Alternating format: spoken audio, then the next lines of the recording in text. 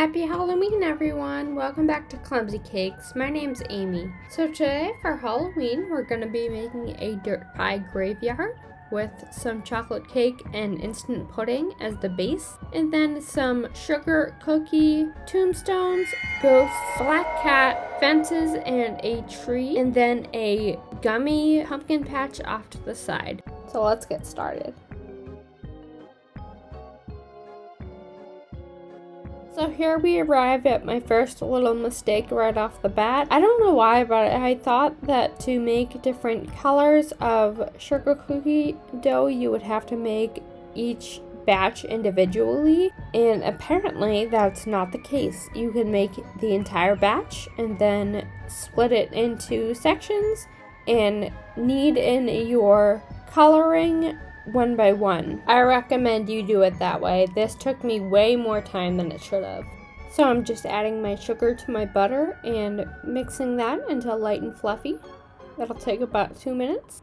And then I'm adding my egg. Because I'm doing it the more time consuming way, I'm adding half of an egg because I'm doing each dough individually. But for the whole recipe, you would add 2 eggs. Add in your heavy cream. And then I'm adding my coloring at this step. But what you would do is make your entire batch, cut it into however many colors you want, and then knead in your coloring to the finished dough. So now I'm adding in the dry ingredients and the vanilla extract.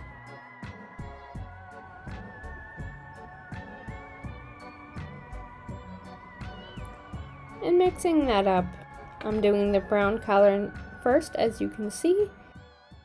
You want to just wrap that in plastic wrap and place it in the fridge for about half an hour. So making the whole batch of dough, you would make half of that dough brown, and then a quarter of it just plain, and then a quarter of it gray, and then you're going to take off just about 1/8 of that gray dough and make it black.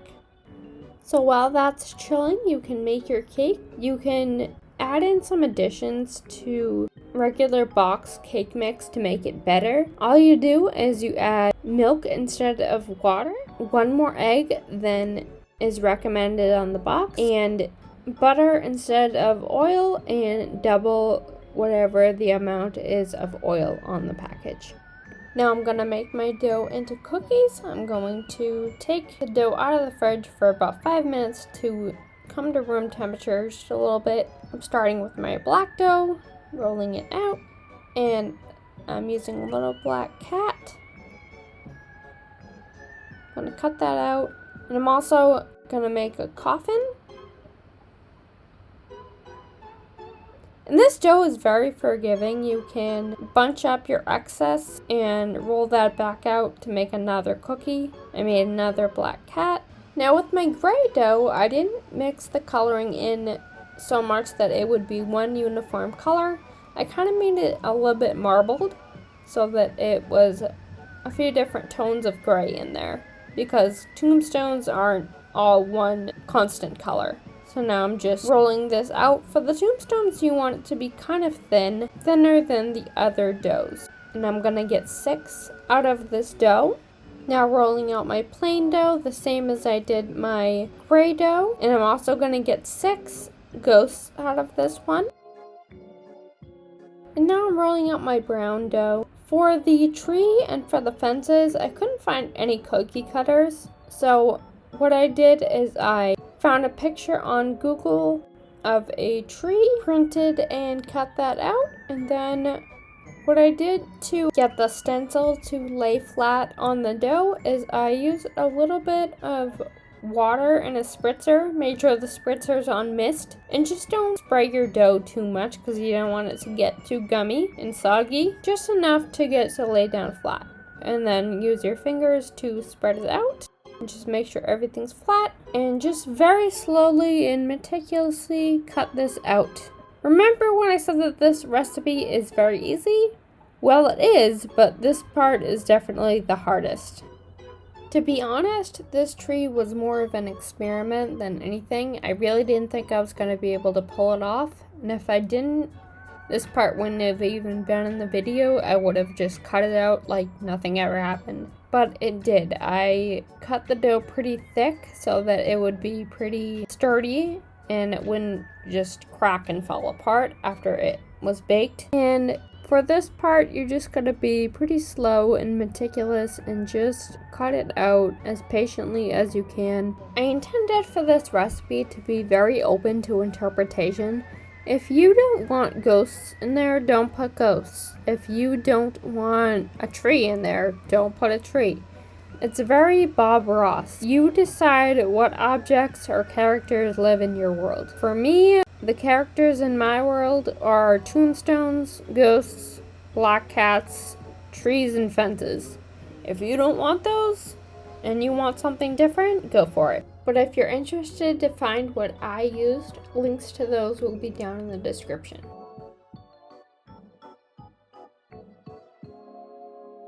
And then I cut out 4 fences the same way. Now we're gonna make the icing for our cookies. Now, full disclosure, this is not my recipe. This is from Stephanie over at That's How I Cookie Coach. And I will leave a link to her video down in the description. And I'm also cutting this recipe in half because I only have 6 cookies to flood and then the rest are just piping little details onto it. So we're going to add our powdered sugar, our milk, light corn syrup, vanilla extract, and white food coloring to the bowl, and then mix that up until all combined. The white food coloring isn't totally crucial. I just like to use it because I want my icing to be as white as possible for my ghost cookies. And then you're going to pick up some of your frosting and let it drip down into the bowl. If it drips down and melts back into the rest of your frosting in 3 to 5 seconds, and then you have a perfect flood icing consistency. If not, you need to adjust. If you need it to be thicker, add some confectioner sugar. If you need it to be thinner, add some milk. If comparisons help you like they help me, you want a honey consistency for your flood icing. So now you just want to put half of this icing into a piping bag, and with the other half, you're going to thicken it up to get your border icing.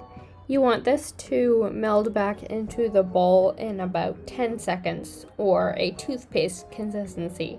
And then you just want to place that into a piping bag. Make sure your cookies are at room temperature before you put any icing on them. If the cookies are at all warm, your icing is just going to slide right off. That's extremely frustrating. What the border icing is going to do is trap all of our flood icing into the cookie so it doesn't overflow. And you just want to use a toothpick to even out any bubbles on there. I had some leftover border icing, so I just put that back into a bowl. And then just took 1 scoop out of that and put it into a smaller bowl and dyed the bigger portion black and the other portion green and put those into piping bags. After that icing has had a chance to set for about 5 minutes, I put some eyes on my ghosts. And then on the tombstones, I wrote R.I.P. And I also gave my cat some green eyes.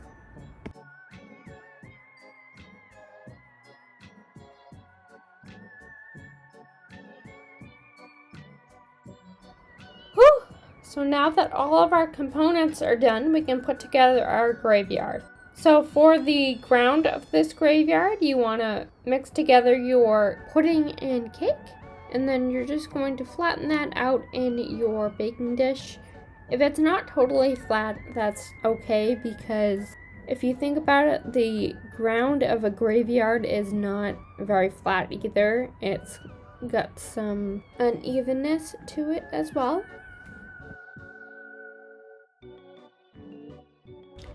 We're gonna start off with our gravestones. I did 3 and 3, and then I just put my coffin in back there, and I put my tree in the back right corner so that it could lean up against the back, but then when you're looking from the front, you can't really see that it's leaning.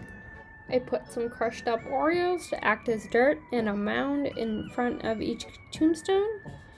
And then just scattered my ghosts about. I only used 3, but you can use as many or as little as you want.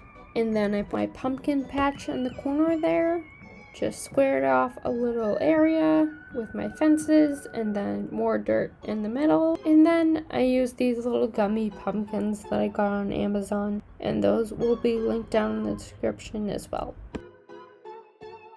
And this is my finished product. I'm so excited about how this turned out. It actually turned out a lot better than I had anticipated. I know that I'm not very artsy, so my expectations were pretty low for this. I'm actually really kind of shocked that I was even able to flood the cookies correctly. And the tree actually worked out. I think that making it thicker was really the trick to this. You really want it to be pretty thick and sturdy. As you can see, it's really pretty big, so you don't want the weight of it to crack it and for it to fall apart. Thank you so much for watching this video. I know it was a long one. I really had so much fun with this recipe. If you guys enjoyed it, let me know. Leave me a like down below and maybe I can do more stuff like this. If you have any suggestions for what you would like to see next, leave me a comment down below and let me know. And if you would like to make more messes with me, I would love it if you would subscribe to my channel. And I will see you guys all next time. Happy Halloween! Bye!